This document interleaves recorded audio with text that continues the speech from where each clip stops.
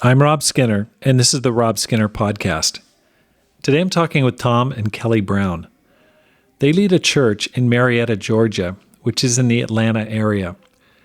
Tom and Kelly were converted in the Crossroads Campus Ministry in Gainesville, Florida, and have led churches and campus ministries in Boulder, Colorado, Berkeley, California, Boston, Massachusetts, Los Angeles, and most recently, Atlanta, Georgia.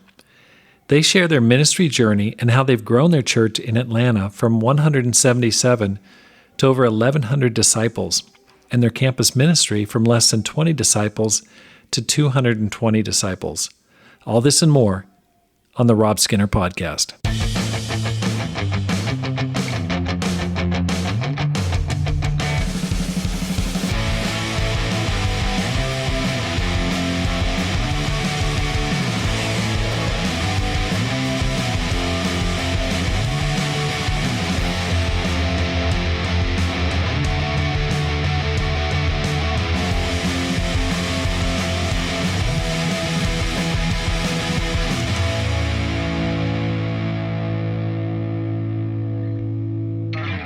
Welcome back to the Rob Skinner Podcast. My goal is to inspire you to live a no-regrets life, make this life count, and multiply disciples, leaders, and churches. I'm here with Tom and Kelly Brown in Atlanta, Georgia. It's the last day of the campus training program. My wife Pam and I came out here to sharpen up, to get tuned up in our campus ministry skills from the couple I consider the very best at this, and that's Tom and Kelly Brown. Tom and Kelly have been in the campus ministry for 5 decades, and I look forward to talking to them about their journey in the ministry, as well as what they're doing on campus now to grow it and to see success in the eyes of God on campus and saving this generation. Tom and Kelly, welcome to the program. Thank you. Thanks. It's great to have you guys, and it's been a great training program so far. What do you think, babe? Oh, yeah, it's been wonderful. We've gotten so much out of it. I know, we love it. It's just, Tom, awesome. It's really fun to be with you. You have a boyish quality to you. I know you're 70, isn't that right? That's right. But you've got that boyish quality Yeah. that it's never changed. I mean, you were my minister. That's right. Back in the mid-'80s, when I became a Christian in 1986 at Berkeley at the Dana and Durant building. Right. And I remember coming for the first time and just having goosebumps. Yeah, he shares this a lot. From you preaching the word and just the energy that you conveyed. It was just electrifying to me. I'd never heard anything like that coming out of the spiritual background I grew up in. It was totally different. And I became a Christian. You moved on shortly after that, but it was an amazing time. And the campus ministry there at UC Berkeley had 100 disciples. Right. It was fired up. Really? I mean, so many of my friends went overseas to Japan, to the Philippines, to Thailand, and it was incredible, the spirit, the attitude. How did you guys become Christians?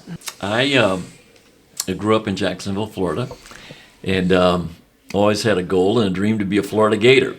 And so I went there in the fall of 1969, not really religious at all. Our family, really didn't go to church to speak of, except, occasionally to see if there were some pretty girls, around, like at Fellowship of Christian Athletes or something like that. That was sort of, what you would do. And so it was an interesting thing. I met a guy and played basketball on a middle school basketball team with him back in Jacksonville, a guy named Hub Dennison.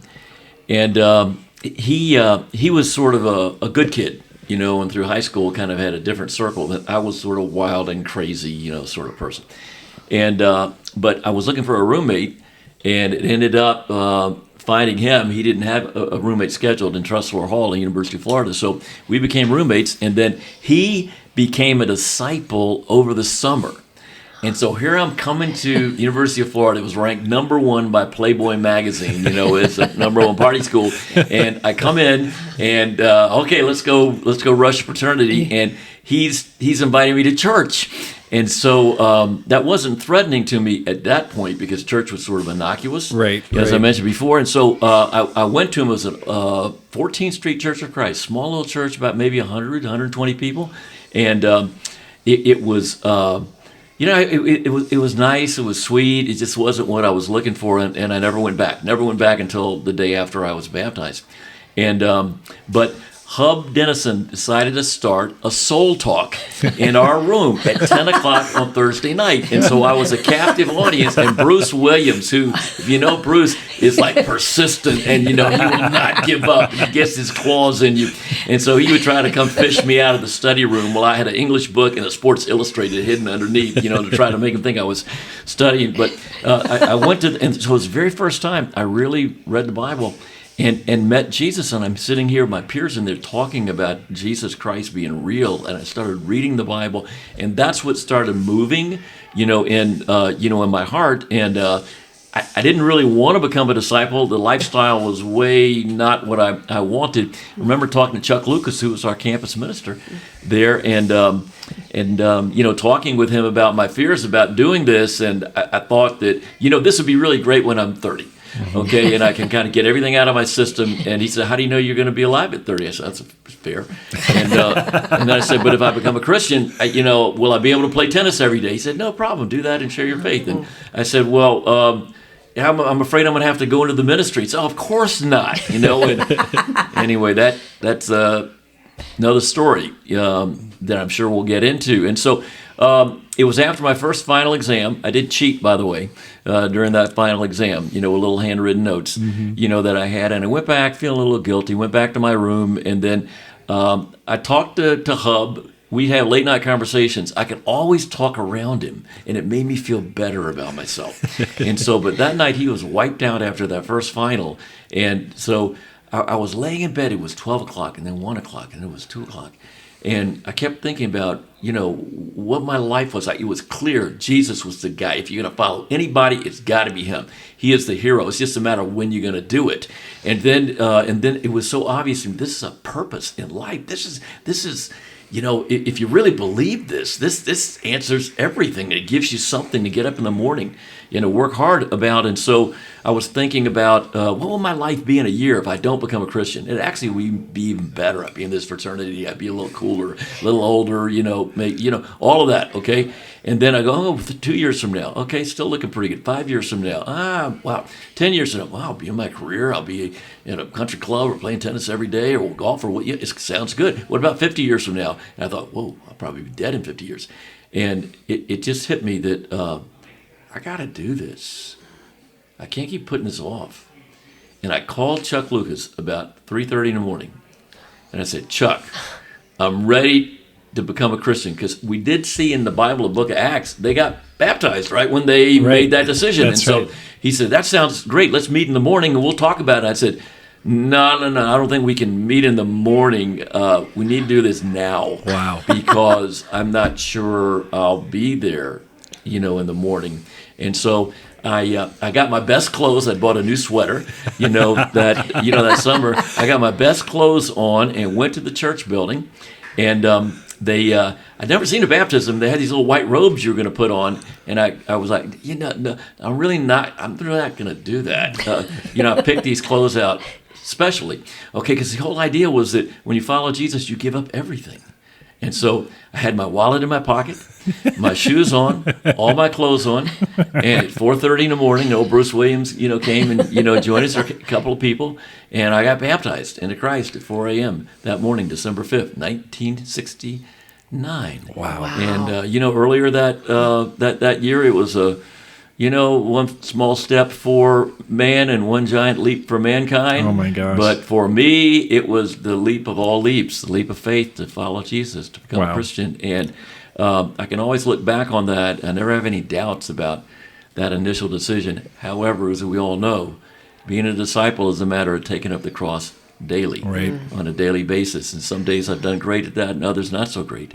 But one of the great inspirations to me to help me do that has been the love of my life, Kelly Brown, who I'm sure it's her turn. Now, she's not as long-winded as me, so, that's probably good for the podcast. I've got to give a little shout-out to Bruce Williams here because Bruce disciples me. That's and, awesome. Hey, Bruce, great job. How you doing, Bruce? I think you could have just retired after you baptized Tom right there. I mean, you went on to an amazing career in campus ministry as well, but It's really amazing. I love Bruce. So anyway, Kelly, how did you become a Christian? Well, my background was going to church on Sunday, and that was about it. No scripture knowledge at all. But I was searching at a young age, around 13. I really thought, God was important, and I wanted so much to be close to him. And then as I entered high school, I just got more and more worldly. I just, lived in an area that was very worldly, then ended up going to college at the University of Florida and got involved in even more worldliness and more sin. Pretty much was drunk Thursday night, Friday night, and Saturday night, and Sunday was my recoup day. Mm-hmm. So, but that's just what you did. And I remember getting so sick at my behavior, especially with men and all the things that went along with drinking and men that were just disgusting, and not even knowing why I did what I did. But I remember a certain point where I thought, this is it. This is ridiculous. My life's out of control, and this is just bad. It's meaningless. It makes me feel guilty. So I just started praying, about knowing God. And then at the end of my freshman year, a girl named Pat Ferrier knocked on my door. And this was in the dorm, and she invited me to church, and I thought, that's really odd. Who's this person? I don't know who she is. Why is she knocking on my door? And I just immediately said, sure, I'll go.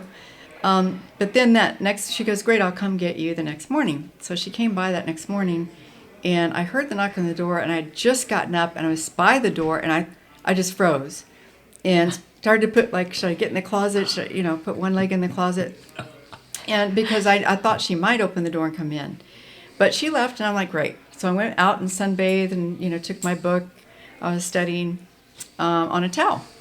And she came by after church and said, oh, I missed you. I knocked on your door, and, I don't know if you didn't hear me. I said, oh, yeah, I wasn't feeling well. And she said, oh, well, I'm glad you're feeling better. I was so guilty. I thought, yeah, I'm better. And so she said, I brought you something. I brought you a gift. And she gave me this Bible. And I said, well, thanks. And then I went in and I said to my roommate, this weirdo came to me and gave me a Bible.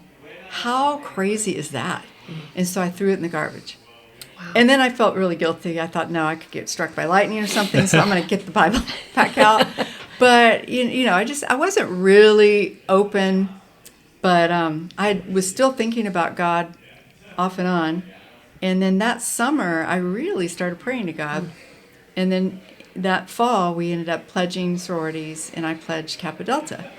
Well, lo and behold, Pat was in my sorority. Oh, boy. And at first my reaction was, oh, my gosh, she's here. Right. And so she would invite me and try to have, religious discussions with me. And I just mocked her, laughed about her in the bathroom. We were like, Pat's probably out there praying for all of us, because we all went partying and got drunk. And she was the real religious one. But there was one night, she had invited me to a Friday night devotional, which I didn't really know what that was. And I said, no, I'm going to just chill and stay here tonight. And she said, okay, and left, took off. And then the phone rang in the hallway of our sorority, and somebody answered and said, hey, Kelly, it's for you. So I ran and grabbed the phone, and it's Pat. And on the phone, she says, Kelly, I'm coming to get you. And I was like, what do you mean? And she said, I'm coming to get you. You cannot miss this. Wow. So I didn't know how to say no at that point.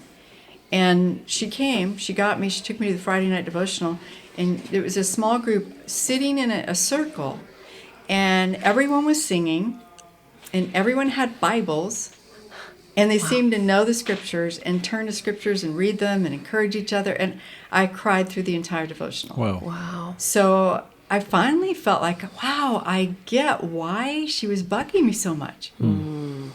And this is what I've been looking for. That's really how I felt, genuinely. And then, so Pat started studying the Bible with me. I had a lot of questions. She answered all the questions from the scriptures. I'd never seen that before. And then at one of the studies, she started reading Galatians 5. And I'm like, wait a minute. And I grabbed the Bible from her. I'm like, where is that? because I'd never heard anything that specific about sin, ever. Right. And so I just said, you just read my whole life. And so are you telling me I'm going to hell? And she said, well, the scriptures are really saying what they say. And so, she talked to me about sin and having consequences, and I just had no idea. And then I got upset. I'm thinking, well, why in the world didn't someone tell me this? Right. I've been going to church all this time, and no one told me this. So it was really a shock. But it was a good shock because it really woke me up. And it was soon after that I told her, man, I was ready to change my life completely. I wanted Jesus to be my Lord, and I wanted to be baptized. Wow. And so, but it happened when I went home one Friday night, and I was so restless. I couldn't wait for Pat to get there. I could not wait for her to get back and to talk to her and to tell her I was ready.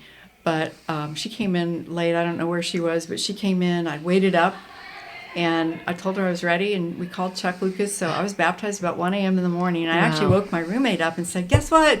We're going to the church. And she goes, what? I said, you need to come with me. And so she came to church with me. It was a really small group. I don't know if there were 5 of us or so, but it was just the most glorious moment in my life. Wow. To feel forgiven, to feel God's presence in a way I didn't know you could. It was amazing. That's Wow. awesome. Thanks for sharing. That's October wonderful. 19th, 1971. Wow. Now, naturally, when Kelly came to church, I offered to study the Bible with her, no doubt. And she left one little piece out. Now, you can tell from both of our stories that it's God working behind the scenes. Right. To give you a roommate here, to have somebody who you met, sharing their faith, all of a sudden being in your sorority. So God is the one. It says in Ephesians chapter 2, verse 10, that we're not saved by works, lest anybody should boast, but we are God's workmanship, prepared for good works that He prepared in advance. And that just puts so much the focus on God. However, we're partners with Him. And I remember Pat, after she became a Christian, invited me to come to a Kappa Delta dinner. Okay, in Kelly's freshman year. We ended up sitting at the same table. I'm sitting at the end of the table completely smitten.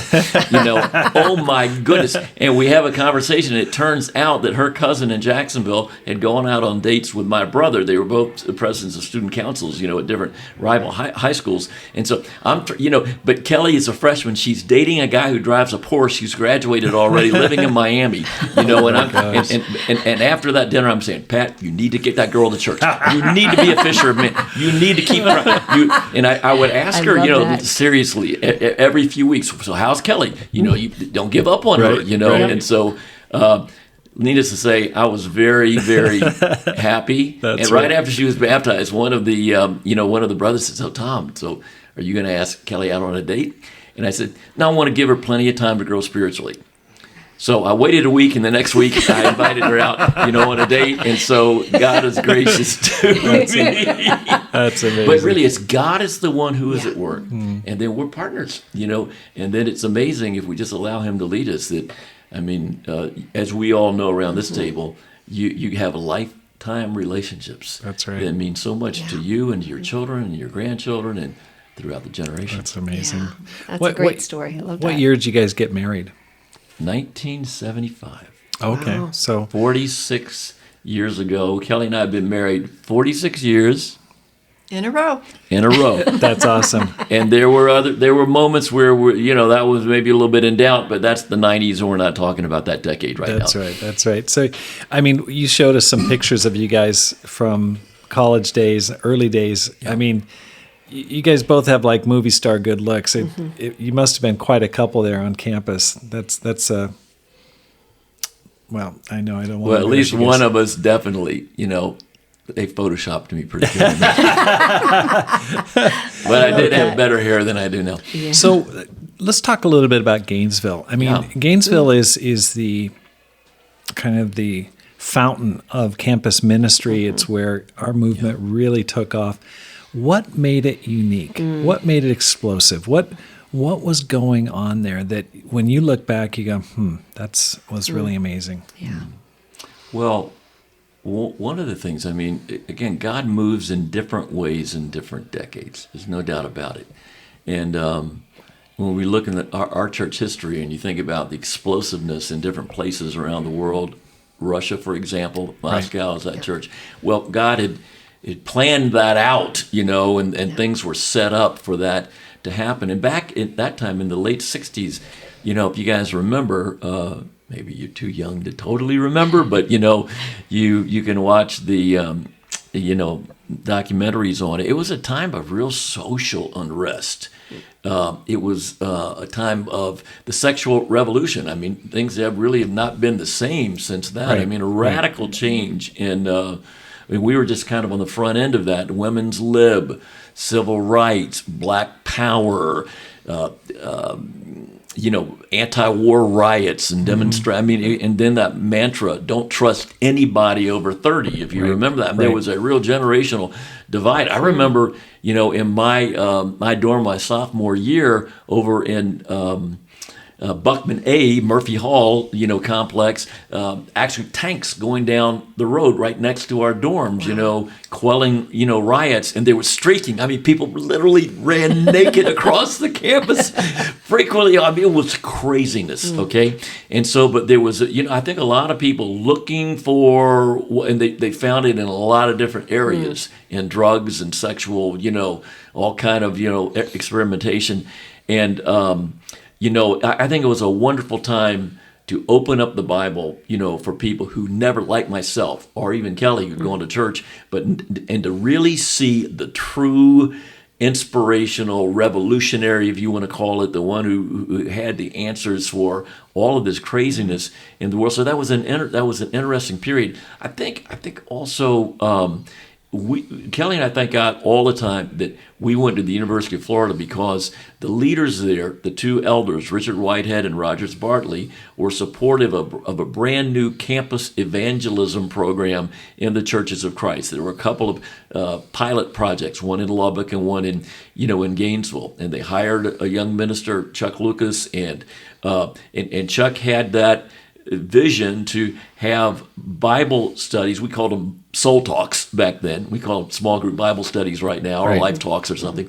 And in the dorms and fraternity, houses. And so Kelly she started one, there, a soul talk in her sorority. Sam Lang, who was one of the early pioneers, he was 6 months ahead of me coming into the church at Sigma Chi and his fraternity, and Kip McKean. So many people, became, Christians and disciples there. But we were just fortunate, and they were pioneers in that. And then the key element in this was having in the dorms soul talks that you brought the good news to the campus, campus ministering to the campus, not trying to just go to church or a student center, to hang out and not get polluted by these, hedonists, on campus. So that was a very powerful, time. And I'll pause and let Kelly,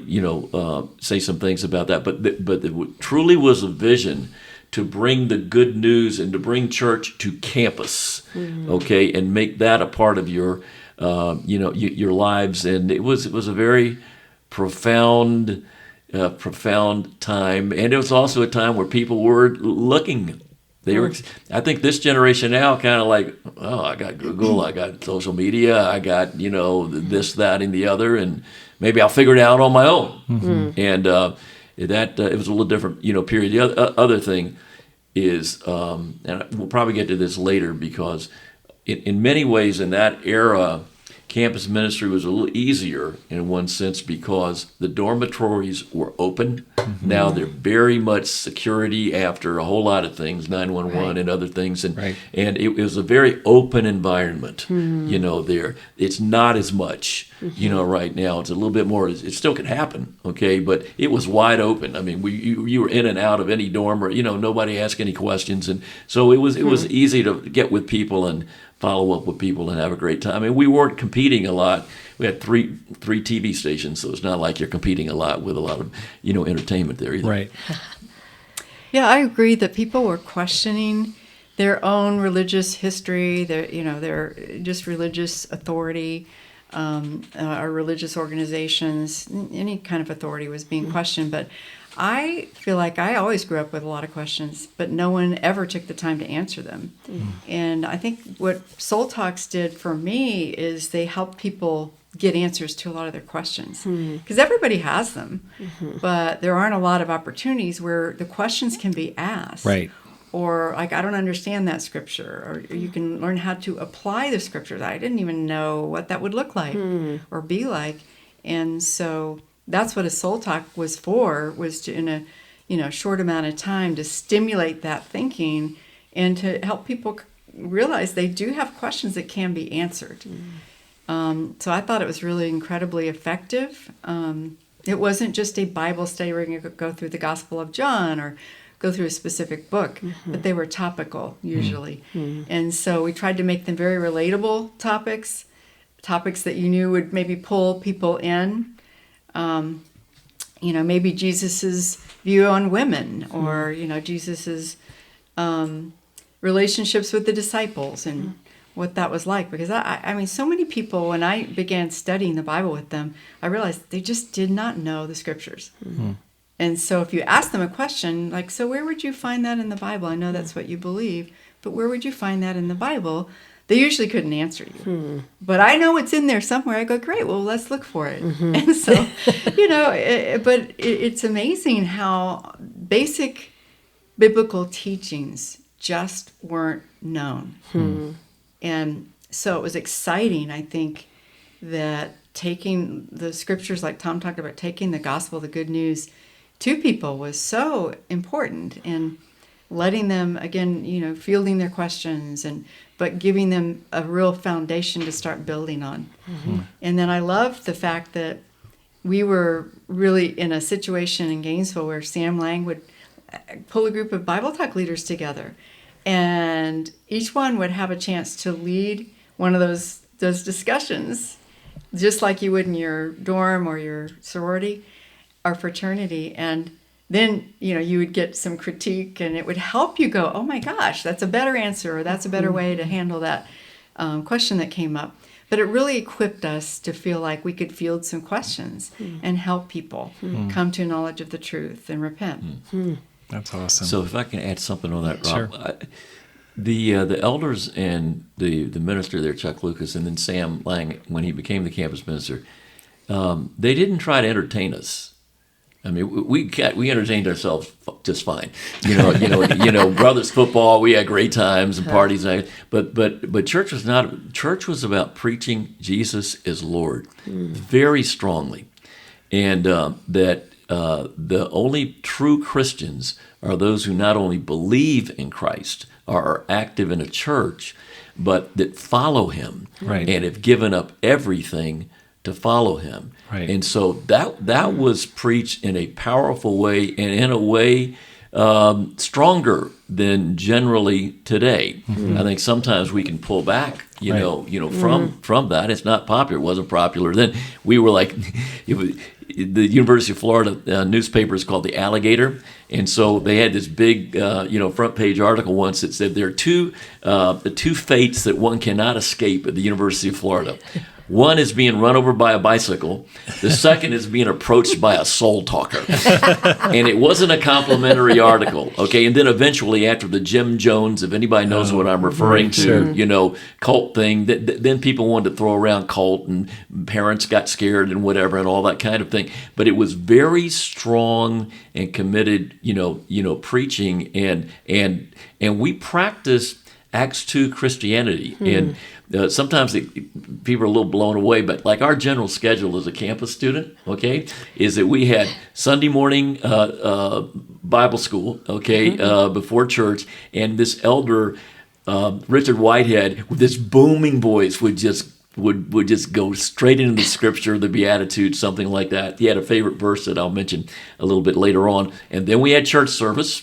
Okay, all a cappella singing. There wasn't anything fancy or cute about it, okay, but it was just all heart, and then great fellowship, that went on. And then we, we would get together and go to lunch and do other things like that. On Sunday night, there was a service, at 6 o'clock Sunday night service with some straight preaching of the word, and you invite more visitors. At 5 o'clock before that, we had student supper because, again, in the dorms, they didn't serve food on Sunday night. Again, God providentially helping us out. Wow. And so we invite all our friends from campus, and sometimes you'd have almost hundreds, that were there. And the great disciples, the married folks in the church, older singles would cook meals, and we'd be there, and we'd all go into church. And then fellowship sometimes at least 2 hours, at night until, maybe 9 o'clock, at night. On Monday, we'd come back for a spiritual training program that Sam would teach on Book of Romans or the life of David. We'd have a soul talk on Tuesday night at 10 o'clock. And if you were training for the ministry, you'd lead one in another dorm on Thursday at 10 o'clock. And then there was the Wednesday night church. And you wonder, how do we ever graduate? But we did. Not only, graduate, the general population, but many attorneys and physicians were converted, there and lived that kind of life. So it was Acts 2 really, now Gainesville was a small town. It was a college town, but at one time 1% of the population of Gainesville, of about 100,000 then, were members of the Crossroads Church of Christ. Wow. Okay, Wow. so it was all of that. It was all of that, together. And then if we do get to in this podcast about why maybe things have been successful, here in North River in the campus ministry or in other places around the country where the campus ministry is thriving, it's not just a campus ministry. It's the heart of the entire church where you're working together as a team. And that was absolutely present, in Gainesville. And so forgive Kelly and I if we'll take the whole time talking about this. I mean, it's fun and meaningful and informative to reminisce a little bit and think about, those kind of days. So Hebrews 3:12 about encouraging each other every day, that was clear and present, That's awesome. In our campus ministry at that time. Yeah, I love we that. really Sherry. were together just constantly and couldn't get enough. It wasn't like, I don't know if I want to, spend the time going to that extra class that Sam's, teaching. I'd be like, yeah, let's go, let's do this. Everyone was thirsty for the word. And I just remember that so well. I feel like we were infused with the scriptures. We had to memorize scriptures. We, would go to so many of these different classes that were taught. Even, Sunday school, it felt like we were just fed. It's almost like a gourmet, meal where you were just fed the Word of God constantly. Wow. And I do think that's important for young Christians because it is so new. And many of us went back home. I was, persecuted by my mom in particular, kicked out of the house for a short time, wasn't spoken to for a year. But the word really kept me okay. It kept me stable. It kept me faithful and helped me still believe that one of my parents one day would become a Christian, and my dad did when he was 96. Wow. So, those things really stayed with us. Wow. I don't know how else to say amazing. it. Wow, I love that. So you guys ended up going to Boulder, Colorado. And Tom, you were talking a little bit about this yesterday. I mean, the kind of numbers they just blow my mind. Can you talk a little bit about that first posting there in Boulder? Sure. That was a magical time too. We were newlyweds, and just had gotten my graduate degree. Went to the University of Colorado, and they had tried various approaches on campus ministry over the years, but without much success. And so we interviewed, out there. And it was funny, the minister out there, they asked us a lot, well, do you use film strips, in your Bible studies? There was a thing popular back then called Jewel Miller film strips or some kind of like system. And we would just open up the Bible and study the Bible with people. And then after we left, the minister, Doyle Eaton, said to the elders there, that's a real sweet young couple, but they have no clue what they're doing, So, because we didn't really have a formal study series back then. I mean, we had the basic scriptures and dug in. But we moved there. We had one student, there, so we didn't have a lot to work with. But again, God opened up, some amazing doors. And what Kelly and I would do, we got an apartment close to campus, and we just spent all day on campus and walking around and meeting people. I mentioned like in our CTP, yesterday, I was very comfortable with a football, so I carried a football around, just threw it at people. And if they caught it, we'd get a conversation going and open up and do a little Bible reading. Again, the dorms were open. We could even go in there and meet people. Kelly had a very, very unique way of meeting people. She'd wander around lost and get directions, especially from freshmen around the freshman dorms, and they become Christians, right? I mean, it was amazing. Yeah, oh, that's great. And so I have a terrible sense of directions. I always need help. So, what we did? We just went mainly there. We were armed with faith, okay, because we had seen it before, and we knew what it looked like and what it felt like, and so we really just kind of passed on. It's 2 Timothy 2:2, the things you received, pass on to reliable people who will also be able to teach others. Now, you do have to work hard, like a hard-working farmer. We did work hard, right, Kelly? We had a lot of fun, as well, and we kind of made it our life that campus, and again started soul talks, in the dorms. I still remember we'd walk around because we didn't have students, so we'd get into conversation and say, "So yeah, do you have any interest in the Bible?" "Oh yeah, I like the Bible. Would you like to ever come to a Bible study?" And they, "Okay, sure. So how about we start one in your room?" And that's how we did it, And sometimes we'd have our first one, and the guy that didn't show up, Eric Bergman, he never showed up, but other people did, and they became Christians, and he came in the room. Whoa, look at this! And so it was a wonderful time. God moved, and I think maybe what you're referring to, I actually brought it here. I have our roster from spring of 1979. Wow. Which is like 2.5 years afterwards, and we have 220 campus students, all of which were baptized there.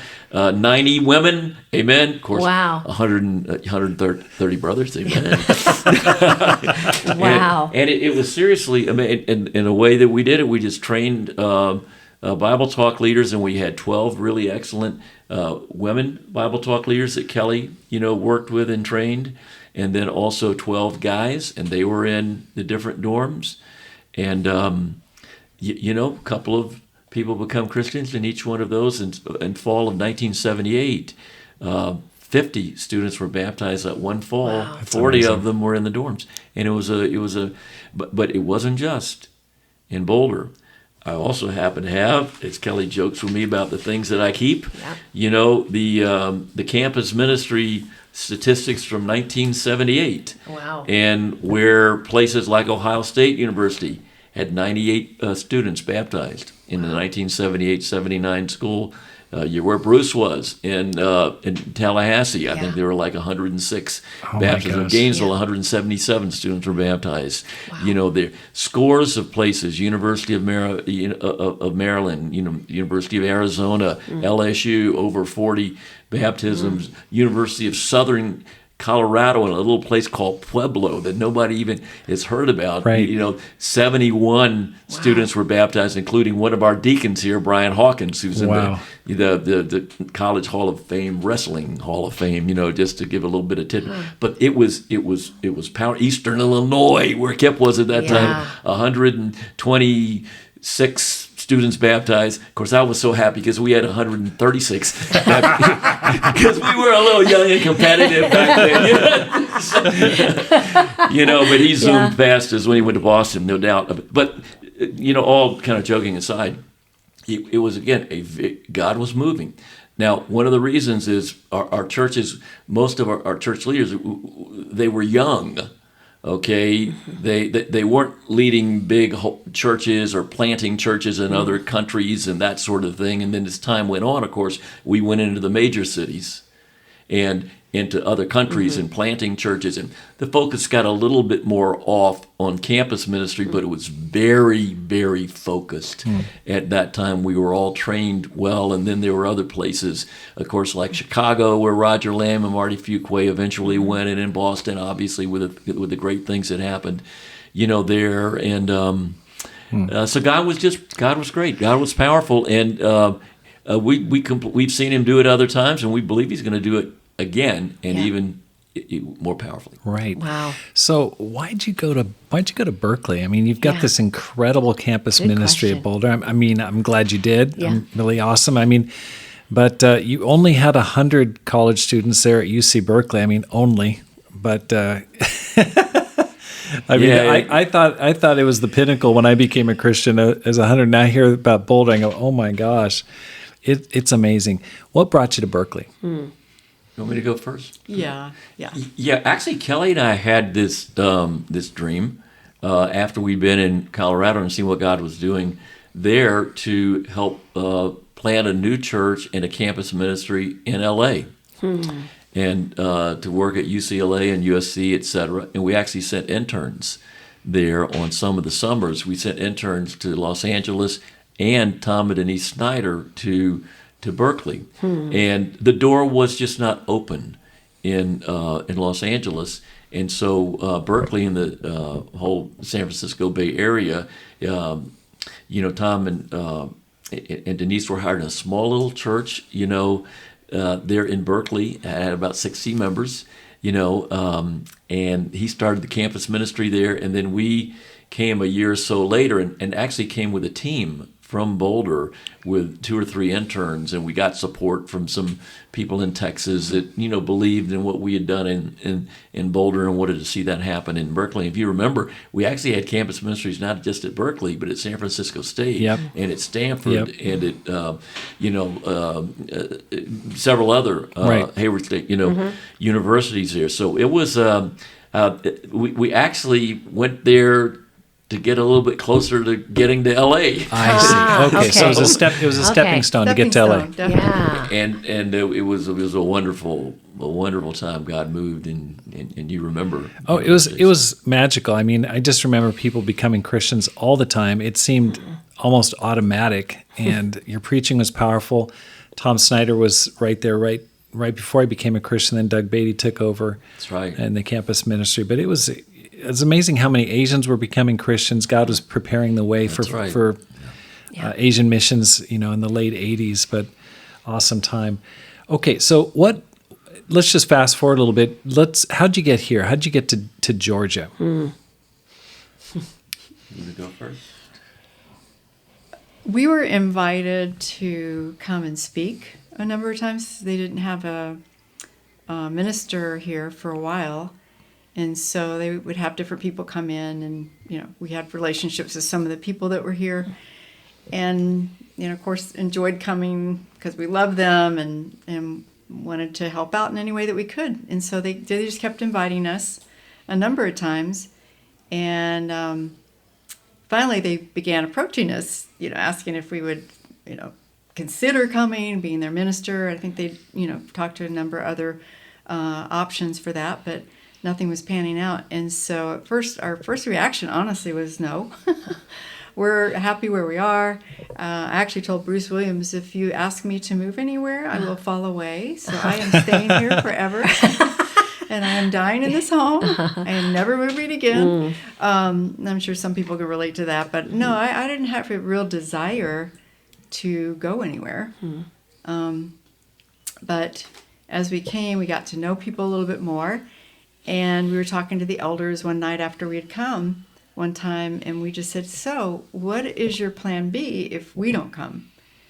And I'll never forget them looking at us really teary-eyed and saying, we don't have a plan B. Because they had exhausted some of their, efforts. And so I told Tom, honey, we need to go home and really pray about this because God might be asking us to come.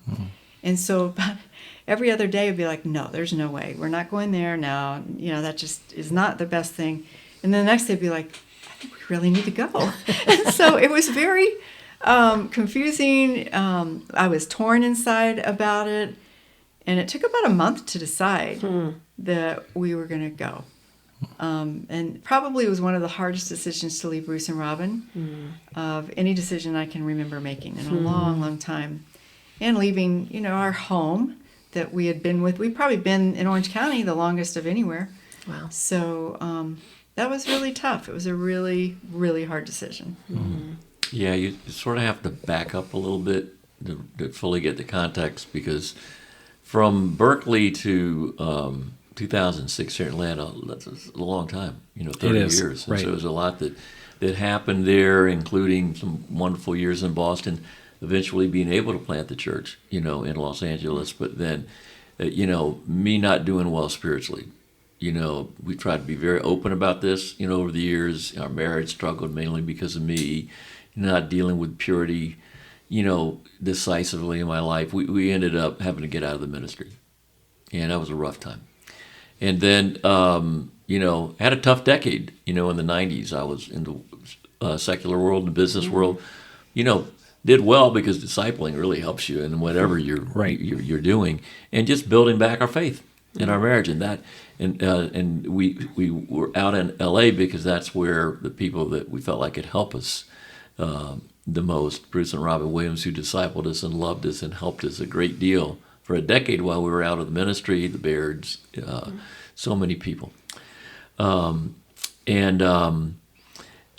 we went back in the ministry, we were like 50 years old when we were asked to go back in the ministry. Wow. And so it was like, that really wasn't happening very much, at that time. And we were like, okay, we're kind of middle of the road family group leaders here. Like, why exactly, But, I think some of the brothers there knew what, when we were doing well, how God was able to use us in various ways. And so we were back in the ministry and for about 3 years, and it was right before that period where the church went through really tough times. People call it a pruning, a tsunami, a firestorm, whatever. Most people who've been around for a while know there was some challenging times, and the church was a little bit chaotic time. And when you have a tough couple of years in your life, in a church, you get by. You have the people that are strong and stable and that really want to be there. In a campus ministry, you have 2 or 3 bad years in a campus ministry, it shrinks. Right. It shrivels up. And in Los Angeles, at one time, the church there had 1,000 campus students. Wow. While we were there. Now, we weren't in the ministry at that time, but when we came back, and it was close to that. When we had that rough period, Kelly and I were leading a region in Orange County, and we have what I call my Nehemiah moment. And that is, we were leading and we were checking how we were doing in our campus ministry, and we'd had one baptism in 6 months, and then found out what was happening around the rest of the church, and it was just it was a very, very vulnerable and weak situation. And so we asked the leaders, could we help oversee the campus ministry? And they said, sure, okay, do that, because we kind of had it in our bones, in our instincts and in our heart. So we started an internship program up again, and we had 50 interns that summer in 2005. That's where we first issued the 1-year challenge, wow. Okay, in 2005. And concurrently, okay, so and some great things are happening there. Mike Tolliver got the ICMC started, restarted there in San Antonio, and we got it the next year in LA as we were planning for it. And so Sean Wooten comes to town. And we have lunch with him. And our son, Ryan, graduated from UCLA, was going down regularly to help orphans in Tecate, Mexico. And so we're sitting there at table, in the Cheesecake Factory, by the way, and Ryan says, what can we do to help out the orphans in Russia? That's where Sean was at the time. And Sean said, just move, and come serve with me. And so Kelly's grabbing my leg, and cutting off the circulation under the table. Well, then Sean goes, maybe we should pray about this first. And I looked at him and I'm like, yeah, that's a good idea. But the reason I'm going into that, here we are giving out the 1-year challenge. Right. And our son is taking it. Wow. He sold his car, all his possessions, to go to Moscow, okay, and serve, teach English and serve orphans. And then he ends up going to Kiev with Sean and his family, and he's there for 3 years. And we're telling everybody else, and then they're asking us in Atlanta, please come. And it's like, ay. And so as Kelly said, we brought it to the LA leadership and said, well, who can do this? Okay, if we don't do, who can? And So we decided, move across the country and leave our children, our daughter, and but it's been a wonderful, wonderful 16 and a half years. Orange County is a nice place to live. I mean, that's along with San Diego, little slice of heaven on continental U.S. That must have been a big sacrifice. Now we have the big chicken here in Marietta, and we have the world champion Atlanta Braves. Okay. Well, this is where I find it so interesting. Okay, you guys went through tough times. I'm glad you brought that up, Tom. I appreciate your bringing it up. I've heard you share that before, that you said, some of you may have had a bad year, had a bad decade. And but most people retire from campus ministry. I mean, a lot of current leaders were converted in campus ministry, but they're no longer working on campus ministry. But you and Kelly just seem to be getting started when you turned 50. I mean, you've come to Georgia. I've heard just reports of the campus ministry being over 200 disciples in your church alone. And I'm like, okay, I got to come out to this campus training program, find out what in the world. I mean, I heard Jordan saying, we're struggling a little bit because we're down to 140 from over 220 or something. I'm like, oh my gosh, that's tough. It's really sad there, Jordan. But I think there's a lot of leaders out there like, whoa, what's going on there? How are you doing it? Let me just ask you this. Why did you do this? Why did you decide, okay, we're going to get back into campus? You could have just said, hey, we're going to lead the church. Boom. Yeah. Campus ministry, do what it can. Why'd you get so involved in the campus ministry? Yeah, that's a good question. I think I see it as the future of our movement, really. Because if we're not handing down everything that we know and have experienced and learned, then how are we going to keep things moving and growing? And I look at them as, and someone looked at me knowing that they're going to become the next elders, the next women's, ministry leader, the next ministers, the next pillars, the next Bible talk leaders, our future singles leaders. I mean, it's so important to reach the next generation. And I think, we all have to really take that to heart. I think if we're not focusing in some way on campus, we're really missing out and really not building the way that I think, we all need to. But I also believe that that's a time when people are so available. You can get with them anytime. Their schedules are more flexible. You're not dealing with so many issues as they grow older, they get married, or they have kids, or they're in a full-time job. It changes, and you do not have as much availability. So I think it's a key time in people's lives to really make a powerful impact. It's a time when they can have crazy courage. They can get out and share every single day. Right. It's just one of those unique times that I feel like God really wants to use to help our churches. And then it also energizes the entire church. Okay, all right, that's great, Kelly, and that's all encouraging and stuff like that. But I go, okay, you're in your 50s coming here to Georgia. You could have said, hey, this is kind of like near my home, close to Florida. I'm just going to take it easy. I'm just going to chill, enjoy the life being a pastor's wife. But I mean, you're hardline into it. I mean, I've heard you talk. I'm like, this lady, she's a go-getter. I mean, why didn't you just hit the lazy boy and just relax? Well, it's not like I'm not tempted. I'm human, and that would be really nice. I actually have thought, what would that be like? Right. I can't in my conscience do that. And it's called passion. I think I've never lost the passion for God and what I've been given. I have been given a treasure, this incredible treasure.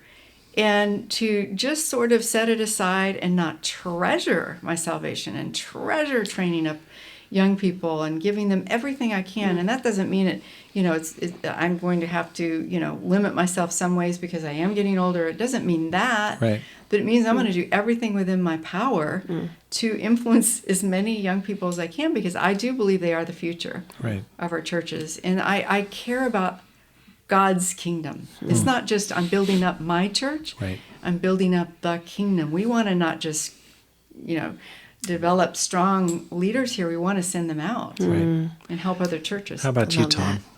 Yeah. I married well. didn't You really did. You, Yeah, thanks for sharing that, Kelly. Oh my goodness. When you first asked the question, it's to me it's like, why are you guys doing podcasts? Because because it's on your heart.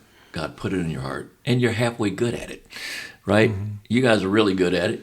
We're decent at campus ministry. We're through the years. You find out. You're good. You're good at it, but you're also 50. You're mid 50s, coming to Georgia. Yeah. You could have said, "Hey, my wife has health challenges. We've got age.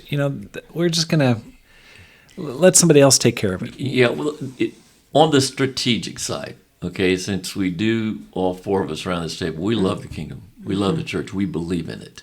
Yeah. We've been transformed by God working through it.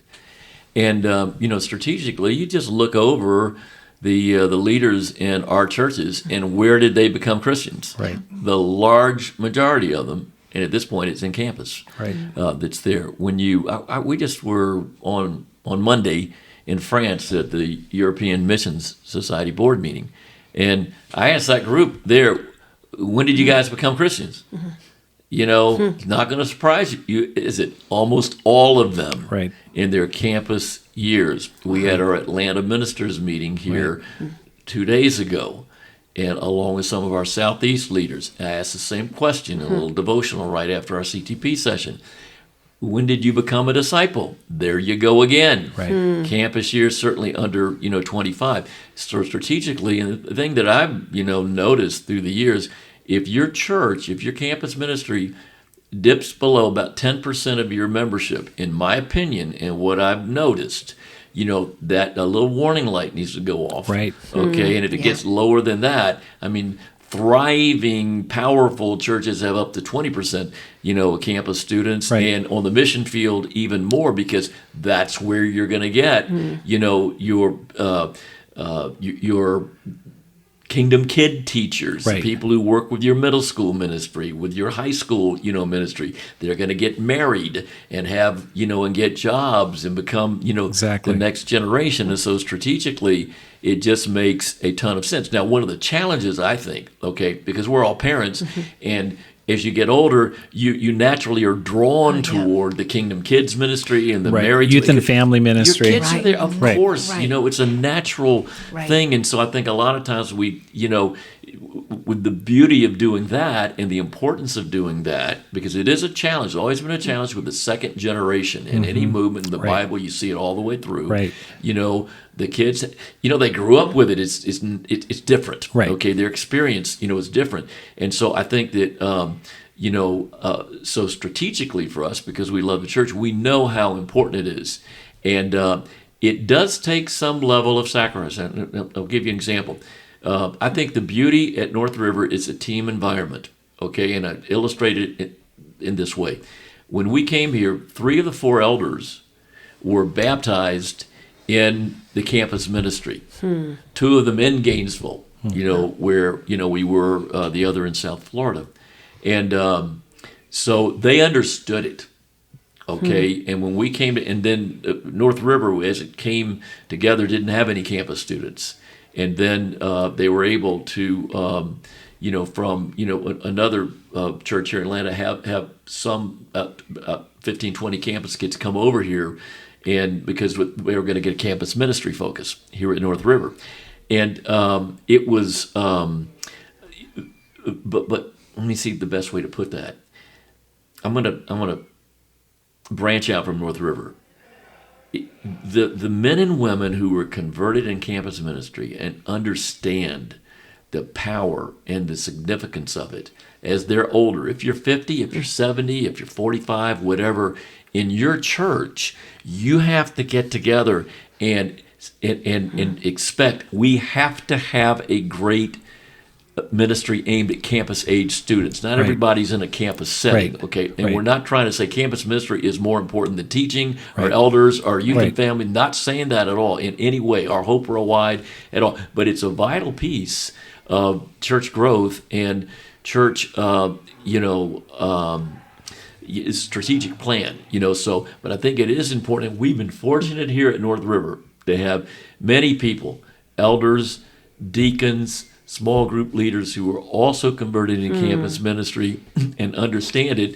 Although we occasionally get criticism, why is there so much emphasis on the campus? Right. Exactly. Because Yeah. Particularly if you got a high school kid or a middle school kid who's hurting, Right. Right. or a young child. I think we have a pretty good balance, here. But anyway, that's what I'm thinking. So it's in our heart, okay, Right. and we're decently good at it, and it's strategic. Well, I think you brought up a couple things. I've been thinking about this a lot recently. Like, what is the right percentage or right ratio of campus? And I thought about 20%. If you're a church of about 100, I would think a healthy number is about 20 college students. It gives like a heartbeat to your church. It gives energy, enthusiasm, and I think you're right. It's key for building up the church. And I'm really glad you brought that up about the resistance, because as the church gets older, Right. many times people go, "Oh, we want a youth and family minister. We don't want a campus minister. Why are you so focused on those Right. kids? They We've heard that, may move elsewhere." And how have you explained that, Tom? I mean, you've touched on it right there, but how do you handle that criticism that you're too focused on campus and you're not enough on families? And Yeah, the secret sauce in that is just let the elders do it for you.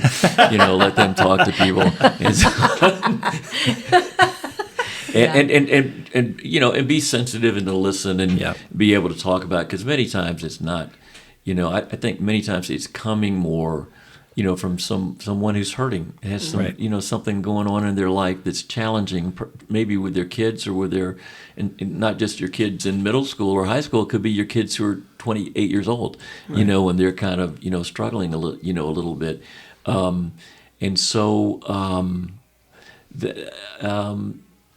That's probably what I would say, and stay humble and to listen and to talk it, and to talk it through. I think that. Can I just say one Yeah. thing? I do think we've tried really hard here to integrate campus Yeah, that's and true. youth and family or the teen ministry, because they are hopefully the heroes that you want. Right. Your child to be able to look up to, Right. to emulate, to learn from, and we're always searching for the next campus students that have a heart for teens and Right.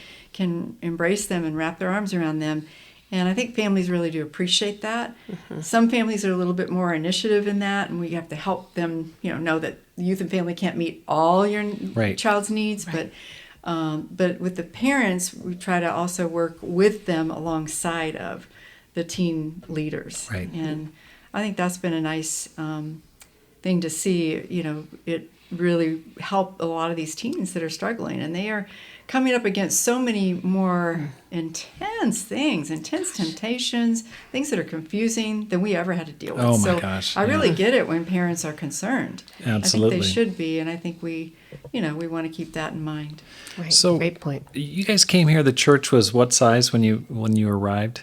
About 200. Yeah, when they asked us to come, the membership roll at least had 177. Okay, and then prior to COVID, before we went into COVID, how big was the church? 1,100 or so. Oh my gosh! Wow. Whoa, church just took Wow. off. And the campus, what was the kind of growth that you saw from 06 to 2020? Yeah, from 1520 to 225. Oh my gosh! Okay, so Tom, I came out here because I'm like, I want to imitate this guy. I want to learn from somebody who's actually doing it. And we've seen a big hit in our campus ministry from COVID. People graduating, people walking away, Right. Yeah. cultural, all sorts of, you know exactly what I'm talking about. And I'm like, I need to go out and find out what Tom is doing. And what have you done in Atlanta that other ministers may not be doing? Okay, that's what I want to find out here. This is really why I came. What in the world have you done since 2006 to grow it and the church that other people are not doing? Well, I think that a lot of people are doing a lot of great things. Oh, I know that. Absolutely. In a lot of other places. Sure. Maybe not as strongly in the campus, ministry, but I think that I can highlight some of the elements that have made, I think have attributed a lot to what God's done here. I think biggest emphasis is focus on Jesus and not on issues. And when we moved here, Atlanta it had some tough times, in the church, here, and decided to become several, 5, 6, 7, separate congregations still working together as brothers and sisters. But that was a rough time, and all of our churches went through a rough time, Right? There. But I think focus on Jesus. First of all, We've emphasized from the very beginning team leadership, and Kelly and I resist being called the church leaders. We certainly don't use that term. Other people do, and we understand it, because we always, people at conferences, say, so do you lead the church there in North River? Jesus leads the church in North River, but we're part of a leadership team now. Now we happen to be the senior, Right. age-wise, Sure. Right. ministers a little bit more experienced, but we really do emphasize a strong teamwork with our staff, especially as it's grown and matured over the years, but particularly with our elders. We've met together weekly, for 15, 16 years, and absolutely work on a team, basis there. I think that that's an important element of that, and there's a lot of security that comes, throughout, the church, on that. I think that on lifestyle, here's the thing. Kelly and I, our life is fairly simple, okay? Our daughter and grandkids are in California. We miss them, we go visit them. But it's not like we're going to see them every other day here, right? Right. Okay, or they're coming over. Our son, is here now, but he's, got a great job, independent house, all of that, So we don't have a lot of distractions. I don't play a lot of golf, particularly, which is great because some people, it's a wonderful way where they relax and Sabbath on that. So we're fairly tunnel visioned on the church, and our lifestyle as empty nesters allowed that. So we're able to do some things. For instance, like I talked about yesterday, on the campus front, we have our normal things you do at church, where you have Sunday service, you have a Wednesday night, midweek, you have a family group or, Bible talk, whatever you call it. But in addition to that, on the campus front, that for many years, it's just recently changed a little bit, okay, because we're shifting into a little transitional, role. But on Tuesday nights, we would go to a campus midweek. We call them Tuesday Night Live, either at Georgia Tech or at KSU. On Friday night, we'd go to a Friday night devotional with the campus students. On Sunday, after church, we would go to a 1 o'clock campus Bible talk leaders, where we'd have up to 50 campus Bible talk leaders and people training for the ministry. And at first, we did a lot of teaching. And then, the latter years, we were just there encouraging them. And we were noting the new Bible talk leaders and the people training for the ministry and getting with them during the week and helping support the campus staff, and interns. And so, and then discipling on a regular, each week, on a weekly basis, 2 or 3 campus leaders or campus leader couples. So that's an investment, that was there. And so the church and the leadership was okay with that. It did keep us from being able to do some other things. Although I think the way the church has grown, you've been able to see it didn't keep the church, from growing. Absolutely. There, we had to help work and bring in other staff. We've got wonderful, fellow evangelists here. Jeff Hickman, and of course, Jordan Massey is now an evangelist. And he raised up from becoming a disciple here. He and LaToya, the McIntoshes, Sherwin and Debbie McIntosh is their elder, and just amazing, people and disciples and trainers and, many, many more. But I think what you're getting at, we had the availability with our empty nest couldn't do that if we had 3 kids out in the hall like these guys out Right. here we just passed, right? But we had an ability to be able to do that. We had a focus on it, and that's it. Yeah, and I would say getting with them in a lot of Bible studies in the beginning, because then it connected me immediately with them. Right. I would know their background. I would know where they came from. I'd know how to encourage them when I would see them in fellowship. Then it was just very bonding, because the campus students, then they understand, how great it is to have an older woman in their lives and how important that is. And then we also connected each Bible talk that is on campus with a family group or whatever, or Bible talk that's adult. And they would do that about every month or every other month on a Sunday night. Just go over, hang out, have food, talk, and that would give them some interaction with another adult that could be in their lives, or just call and check on them. And I think that was really meaningful, and also just strengthened those young disciples, because they need a lot of encouragement and a lot of support. And then it helped also people be in their lives that could help them sort of walk through different issues with their families and their situation. So that's been very meaningful. And then hiring interns, I think, was key in really developing leadership. Mm-hmm. I'd have to say, I think, everybody should have an opportunity if they have a desire to be a leader. Right. Everybody should have that opportunity. Mm-hmm. And some of those meetings were just unbelievably encouraging. You would sit there just going, oh my gosh, there's so much encouragement going on. But if you weren't having those meetings, you weren't gathering that group together, they wouldn't be able to, just have that encouragement spill on to them in such a powerful way and build their faith to hear what God was doing. Some of the stories were just unbelievable about their own personal evangelism and what God was doing on campus. And I never tire of it, ever. That's amazing. Wow, I love that. And there are areas we'd love to make more improvement, in North River. I think with our young families, we really need to help support them more and help them be a stronger force. I think sometimes we haven't given as much attention as we needed, to them. Our singles ministry, singles have a great need to be together and to be, right. And there are other churches, I think, that are stronger than we are in that, and we're trying to address that. And so definitely don't want to give the impression like we have it all figured out. We're still trying to figure it out. Of course. But what I hear you saying is, okay, you went beyond the average church schedule.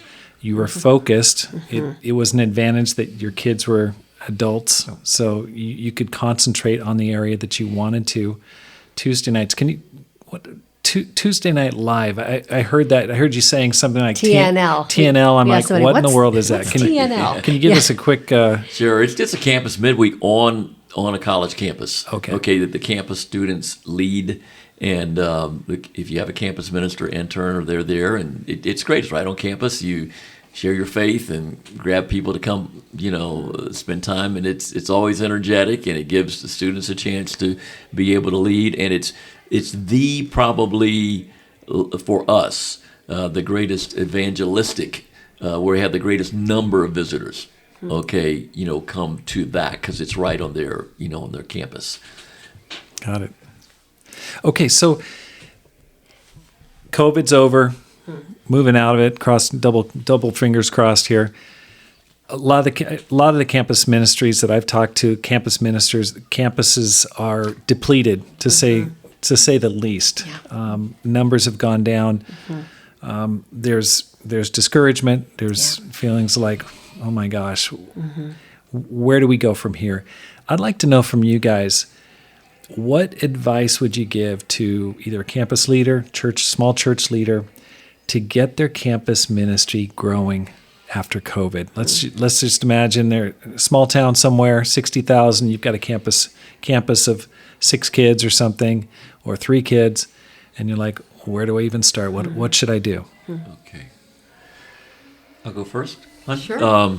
Number one thing that we ought to always do is to pray. But I mean, pray like persistent widow prayers. And if I had 3 students there and that was it, I would sure make sure as a church leader I'm praying for each one of them every single day and pray for them to be strong, to pray for them to lead them to. I would look for them every single time in fellowship. And how are you doing? Hey, listen, I was praying for anybody I can. I would anytime and encourage them, like when they have a guest at church, to go meet them and talk with them and hook them up with somebody, of a similar, whatever age group, of a similar kind of interest or that type of thing. That's what I would do.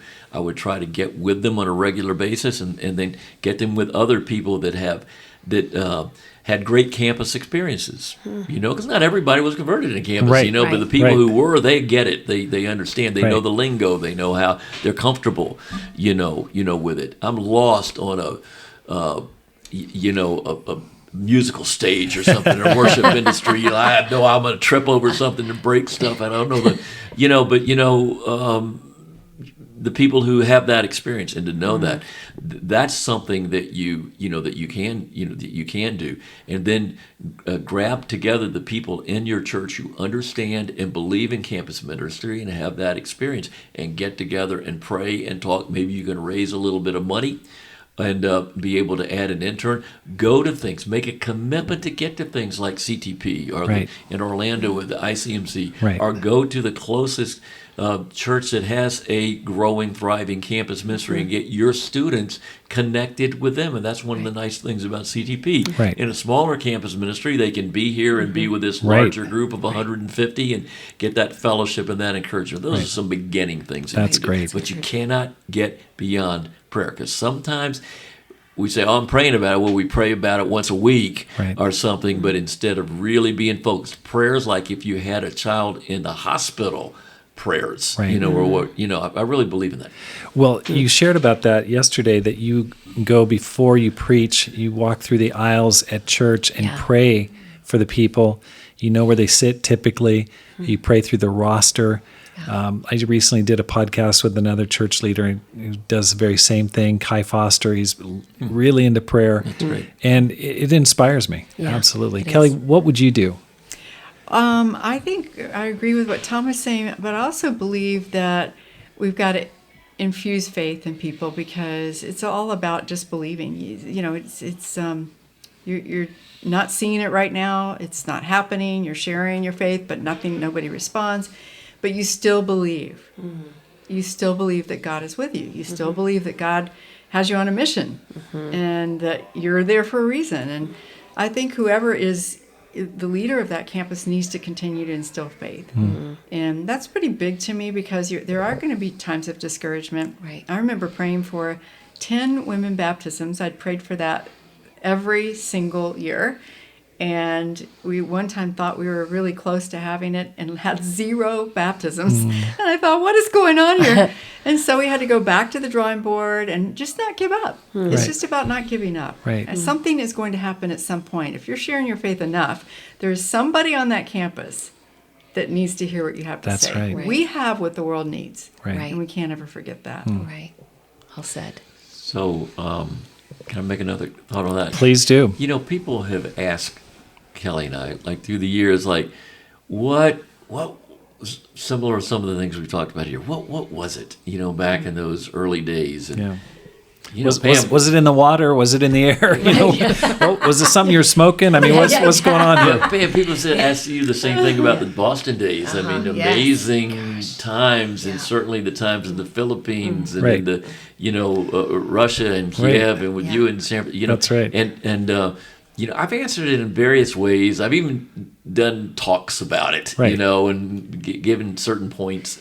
But I really do believe it's nothing ultimately, you know, less or more than the gracious hand of God that just it chose at times to work. And so the prayer is, God, you've done it before. That's right. Do it again. That's right. Okay, by your Holy Spirit, Yeah. you do it again. And I believe that. I think that our elder and one of our two elders, Richard Whitehead in Gainesville, as you'll remember, Kelly, always his favorite verse was Ephesians 3:20 and 21. Booming voice. It would blow your ears off if you were in the front row. And now to him who is able to do immeasurably more than all we dare to ask or imagine, according to the power, his power working within us. To him be glory in the church, now and for ages to come. The best is yet to come. To really believe it, we believe. Help us in our unbelief. God he doesn't move always in the same way in every chapter in the Bible or in every decade, you know, but he does it. Okay, and he's laying the groundwork. And I would just say on the post-COVID thing, you know, just view that as a pruning. That's right. And we have learned things, and we're doing things with Zoom, and you know, several things that we're learning, you know, through here. And the clouds are parting a little bit, and we're going to be able to get this done. But it really is going to be God, and you just have to call on Him, you know, to act, because ultimately it's not how clever we are. Yeah, and I was going to say the same thing, is that I really believe it has nothing to do with us, or very little, I would say, not nothing, but because we have to do something. But if we just do very little, God can make something amazing happen. It's not like we have to go share for 24 hours, Right. you know, a day, but God is preparing people's hearts. He promises that in His Word. And I just think we have to get back to some of the things that we know that are in there and just ask ourselves, do I really believe in what God is saying? Right. And I thought of a girl named Nafisa, this beautiful, beautiful black sister. I discipled her when I first moved here, but she's just amazing. She did not want to share her faith one night, and they were supposed to share their faith because Douglas Jacoby was teaching about, you know, atheism and the existence of God on campus. And so she forced herself to share with this one guy. And anyways, he ended up coming. He, you know, was an atheist. And then he ended up finding his way to church the next day. And we talked with him. I remember meeting him. So John Renshaw ended up studying the Bible and becoming a Christian, and they got married. Oh my gosh. And so I just think we've got to go back to some of the stories That's right. that really remind us. That's right. You know, I need reminding sometimes when I'm weak. Yeah. But it has so little to do with us, because she didn't want to share her faith. Right. She just did it because she knew she should. That's right. And we'd all love to share out of, you know, our passion Right. or our appreciation for God, but that's not always the case. Just keep putting one foot in front of the other. That's awesome. Yeah.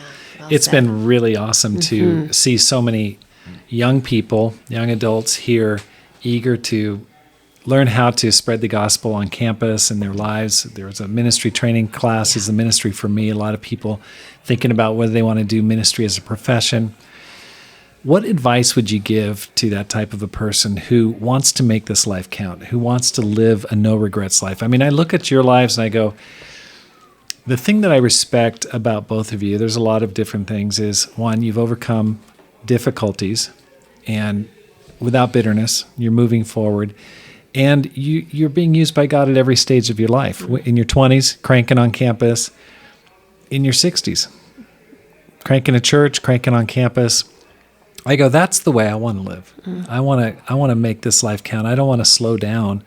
I don't want to, you know, head off to pasture. I want to die with my guns blazing. I want to go for it. What advice would you give? How do you do that? You want first? I'll follow you. And this is the advice to the younger people next door? Yeah, or just to you whomever? know, just anybody. What advice would you give to a person who wants to make this life count for God, who wants to live a no regrets life? Yeah. I would say, first and foremost, is to focus on Jesus. And it's the Hebrews 12, you know, fix your eyes on Jesus, and, you know, then you're able to throw off the things that hinder. You know, there are a lot of things that compete, you know, for our attention and our energy in life, but surrounded by these great cloud of witnesses, the book of Hebrews says, and because we all have a lot of people that have inspired us, in our lives, and from the scriptures, in our own lives, and with all that in mind, fix our eyes on Jesus and run the race. It's a race, and you're going to get tired, and you're going to have to stop and walk a little bit. And you love that passage in Isaiah chapter 40 about those who wait on the Lord are strong with Him. You're going to walk, you're going to run, and you're going to be able to fly. At some point as well. But I really think that is the most important thing, to rely on God's power, not by might, not by power, but by my spirit, says the Lord of hosts, that Zechariah 4:6, and to make this more about God than about us. And Kelly has this wonderful phrase she always uses when there's a challenge, and she says, okay, where is God in this, and what He's doing in this, and make the focus as much on God as possible. And then I think that great passage in 2 Corinthians chapter 4, verse 5, for we preach Jesus is Lord, and that's getting back that early part of our time together, the Lordship of Christ. We preach Jesus is Lord in ourselves as your servants. And this thought is that just make it an aim to do with joy what servants in God's kingdom do. I had a talk with Douglas Arthur on the phone, I think it was yesterday, and we were chatting, and he was saying he remembered like the first time he heard me give a sermon. It was up in Boston, and he said that there was one thing I said that kind of inspired him to go into the ministry, and it was as he recalled, I said, I figured out a long time ago that if I've got to do what the Bible says, okay, I might as well have fun doing it. So, because He's a fun-loving God, I do think you just, have to with joy do what, what servants in the kingdom, are able to be able to do. And I'm happiest, and I know we are in our marriage, and everybody is happier when their focus is not on themselves, but on Christ. And that would be, and then it didn't, be a little edgy, be a little risky, get out of your... I think a lot of us are a little rusty on some things coming out of the pandemic, the truth. So true. Just get a little bit of crazy. On the elevator, just make a noise. And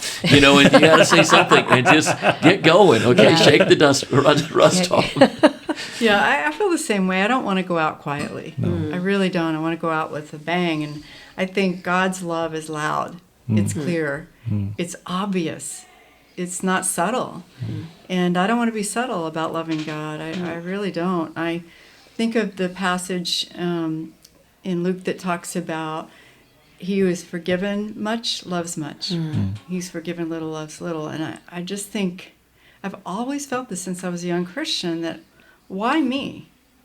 Why does God love me so much? There are many people that don't know Him, that have not been able to experience any of the joy of the Lord. I've gotten to experience the joy of the Lord every day, and I really can't, and shudder to imagine my life without Him, and without hope, and without the Holy Spirit. I mean, the hope of heaven. I mean, just the scriptures, the fellowship that we get to share is just so precious. So I feel like if I can just love people every day, somehow, some way, communicate God's love to you, then that's all that matters. And I think that to me, I can't just give God the crumbs, and just kind of at a certain point just stop really giving fully. And I think that's what I have to remind myself of, is how much God keeps giving fully all the time. He always shows up. He continues to show up. And so I just want to do that for God. I really want to show up wherever He needs me. Wow. And, wow, hey, that's Bob, inspiring. can I say something before we're done? It's okay. I want to thank you guys for what you're doing. I mean, this is a wonderful work of love. Okay, I know it takes a lot of focus and energy, and I think it's helping a ton of people.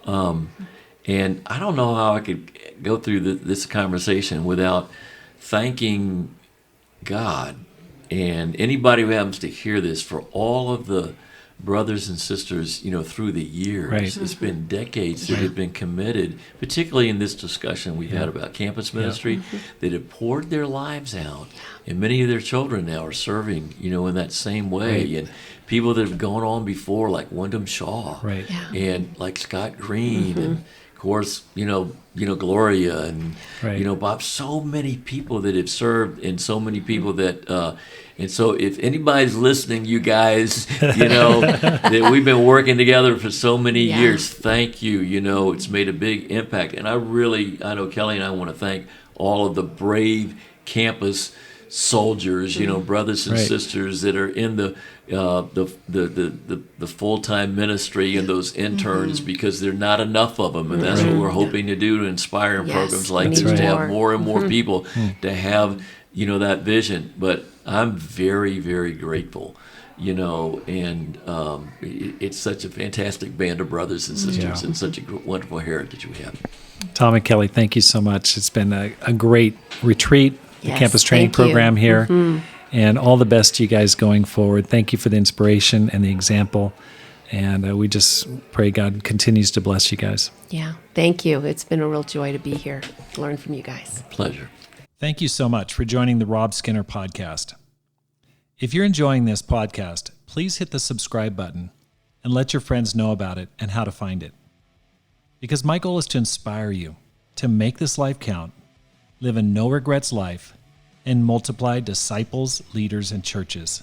Have a great day and make this life count.